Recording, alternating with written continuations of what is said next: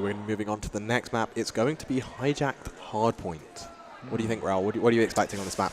Now, you know, I actually saw Revan tweet out about this, and a few people are agreeing with it. They're not too keen on Hijacked as a hardpoint map, and it's not the map. A lot of people do like Hijacked, nice, small, close quarter, but it's just that bottom hardpoint.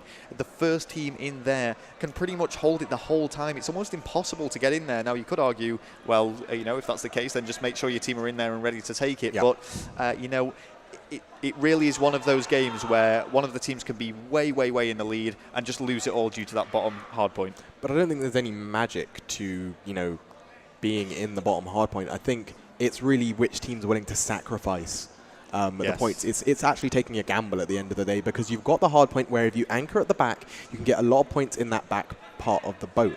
But then it's which team and what time are they going to rotate towards that bottom hardpoint. Some teams have given up to maybe 20, 30 seconds in order to lock down that underground hardpoint, and then suddenly they just get rushed and they get taken out. And, you know, if you waste all that time and you gamble it on that underground hardpoint and you get it taken away from you, then you've lost that gamble. And it just adds an element of tactic to the game. You have to have someone on your team who's going to say, all right, guys, now it's time to stop defending this hardpoint. Let's try and go underground. Let's try and lock down underground. And it's whether or not that actually pays off. Absolutely. And you've got to remember as well, with score streaks featuring in competitive play now, the team that are in underground tend to pick up a lot of kills. And whilst they are on the hard point as well, that's of course going to boost the score. And, you know, if you get a lightning strike on this map, it can be devastating, especially when the hard point is in that middle map area up top. Exact same with the Hellstorm missile. Yeah, that also makes it very important to not feed the underground team. That's exactly what you don't want to do. You don't want to give them excessive kill streaks just by running in single file one by one into that hard point. You've got to at least coordinate your attacks, try and stun, try and nade, try and take them out. All right, well, Fariko coming off a victory there in the capture the flag. I've got to be going into this game positive. We will start off with these guys. It's going to be Knifer that I want to view. Only 3 perks, and, you know, with a pick 10 system, you do see some people actually choosing 5 on hardpoint. Yeah, exactly. Loads of players, and this is actually something that Parasite, I think it was Parasite that said this. A lot of the ways that the EU players choose their loadouts is quite selfish. They like to pick a lot of perks in the pick 10 system, which is great for individuals, great for kills, but maybe not so great for helping out their team. So here we go into this hardpoint straight away. It's going to be very, very heavily contested, but it looks like Epsilon are coming out on top of this exchange. Yeah, I mean, for quite a while there was actually no one on that middle hard point. It was just kills going back and 2. We're also seeing Jerd introduce a Scorpion to the battlefield, which is not something that we've seen all that much. I mean, it's brilliant for close quarter combat. 5-0 for Jerd so far. And there you go. Once again, it's going to be Epsilon getting off to a great start in this hardpoint, something we saw on the last map as well. But a lot of the time, it's not enough. Fariko are actually able to turn things around. Jerd, though, getting those early score streaks, definitely going to help him out in that later game. Fariko, though, getting pumped up. Jerd still contesting on this hardpoint, but it looks like it might come under Fariko control. Yeah, there is only so much that one man can do. He's going to retain those score streaks, I think, for a little bit later on in this game. With his hardpoint actually switching in about 3 seconds' time, he's just trying to get set up on the next one. And there we go. Picks up Taurus from behind, but they do have that back spawn anchored down. It's being contested heavily. Epsilon really need to switch around the spawns. They need to get control of that back hardpoint. Yeah, Flak Jacket's actually really important in hardpoint as well. I mean, of course, you've got the trophy systems to offer you some defense from any grenades, but if one of those grenades is going to sneak past the trophy system, then you do need Flak Jacket. Here comes in the Hellstorm. It's going to pick up one player there at the back of the map, but who has that better spawn right now? It looks like Epsilon do have control over this hardpoint. They're trying to even up the scores, but there you go. Myth Rush coming in, picking up the player, and now it is all in control of Fariko. Yeah, the actual first hardpoint that we saw that was fairly heavily weighted in the end towards Epsilon, 250 to 175. Throughout the whole game, it had been back and 2, and it was just the end performance that Epsilon put in that really got them that victory. So again, you know, could we be seeing the same here? It's very close between these two teams early on. And here's what you were talking about earlier, actually, the sacrifice to now go underground. I think that started at about 20 seconds. So teams are willing to sacrifice 20 whole seconds just to try and get control of this underground hardpoint. And let's see if Fariko actually can be able to hold it. So there you go. Sour's pushing in, picks up 2. He needs to pick up 1 more kill, and then his team are going to have control of this hardpoint. Jerd helps him out, and now underground has switched control to Epsilon. Yeah, they've somehow managed to breach in there. That was really well done. As we were saying before, there's only 2 entrances here, and of course the teams will know what side the enemy are spawning on. They have to drop down into narrow chokes, and Epsilon are just racking up so many points and score streaks here. There we go. Now 1 more kill coming in for Sours. Sours starting to get control of his score streaks, but he gets picked up there. It's It's going to be McGee on a 4-kill streak of his own. He's close to some score streaks himself. The hill is being contested. Fariko are doing what they can to prevent Epsilon extending this lead, but that is getting fairly significant now with 15 seconds left on that hard point. And there we go. Now it's going to be Lucky locking down so he can get that kitchen hardpoint control, and he really wants control of this spawn point. Now going up inside the main cockpit of the boat. Now he's going to sit in the dining room or upstairs. You just want to contest this hardpoint for a little while, but no, now they have control. Epsilon still in control and taking a quite commanding lead in this game. Yeah, it's Fariko that needs to be making some moves here, and we're going to see if Crazy can shake things up as he does push right in there. We see Fariko regain control, and he is trying to take out the anchor, but unable to do so. McGee too accurate with that assault rifle. And there we go, Fariko Crazy getting a bad spawn once again. Hardpoint is mainly being contested. No team really going away with the points, but there you go, Crazy jumping in. Now they have a bit of control. Now he's upstairs, looking towards the spawns. Is he going to see one? Yes, he does. Picks up Lucky. Doesn't manage to turn around and pick up the other one. Gets help from his teammate, but now Fariko have a commanding control over this hardpoint. 20 seconds left. That's still good enough for them. Crazy is on fire there, just kill after kill on that kill feed going in his favor. He's managed to get a Hellstorm missile, which is really going to help when the hardpoint switches over to the middle map area. Let's see what's going on for Knifer, because he's on the hardpoint and he's got 2 kills under his belt for himself. Now, hardpoint being contested, still in control of Fariko, but they're only going to be able to get a tiny little fraction of the points that they need to, from that hardpoint. Now we switched over to that middle hardpoint. Seems to be in control of Epsilon, but for this is, I think this is going to be contested a lot, this particular hardpoint. Yes, it's going to be really back in 2, and now we are seeing the score streaks come into play. First off, it's going to be that Hellstorm missile, I believe, from Jerd, but now we are seeing Fariko use... no, there we go, it's Sours' Hellstorm missile actually coming in second. Fariko used their own Hellstorm missile first. It's really the only hard point that you can use your score streaks on. Yeah, for sure. And now it's going to be Knifer. Knifer trying to pick up that player from the side. Gets taken out by Lucky, however. And it looks like Epsilon have a pretty comfortable control over this hardpoint.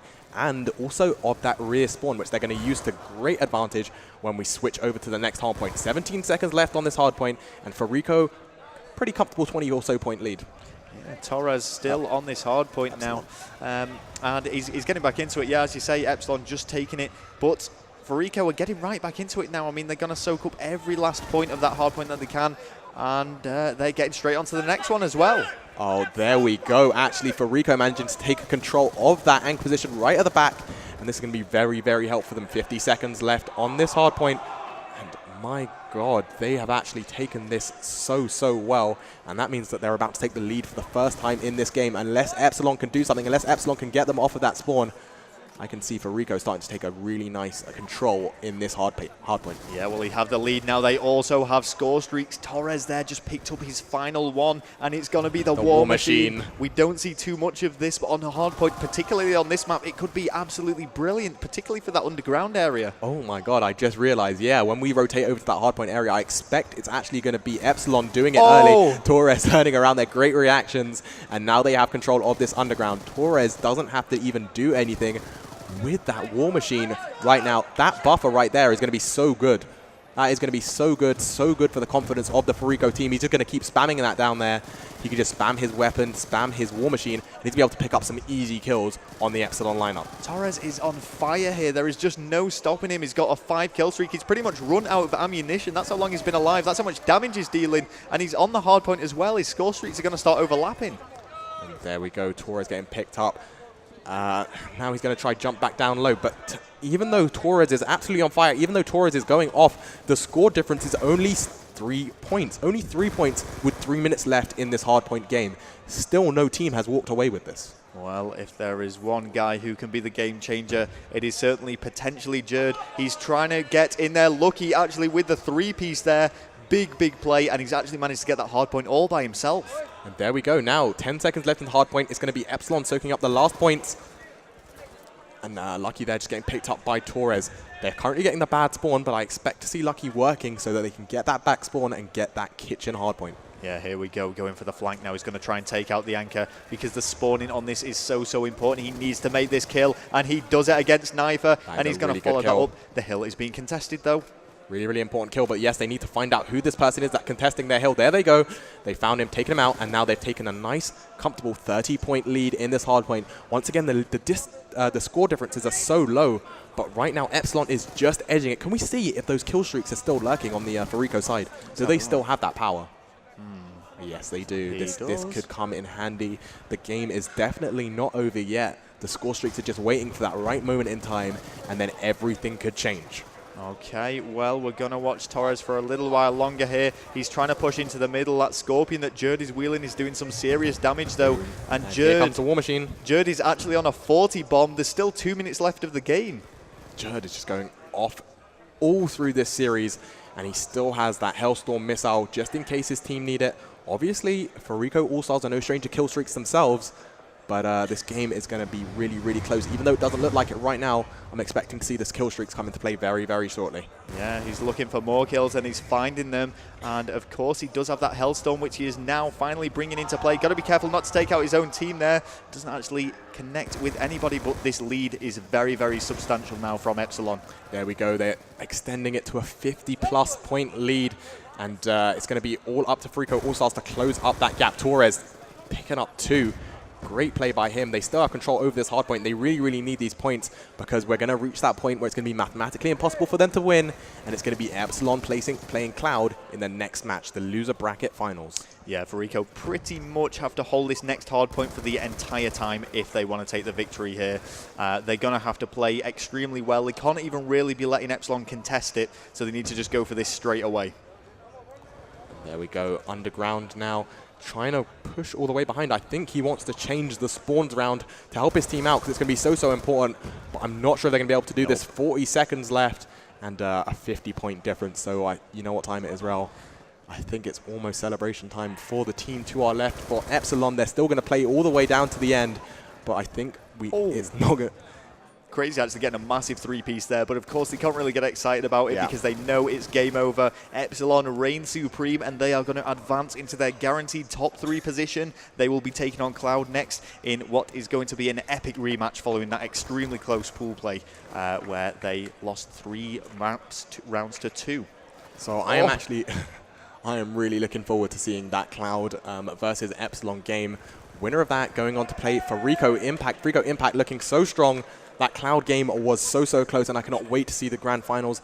Stay tuned on the EGL TV stream. We are going to be back with you guys very, very shortly with the Cloud going up against, was it a 50 bomb? He got the 50 bomb at the very last second, just dropping a casual 50 bomb on main stage there from Jerd. Very impressive. Yes, we will be with you guys shortly. This is the Turtle Beach Call of Duty Spring Championships. I've been Rel, I've been joined by Slay on the main stage. I think that's pretty much it for us this weekend. You'll be joining the other casters for the conclusion of this epic championship.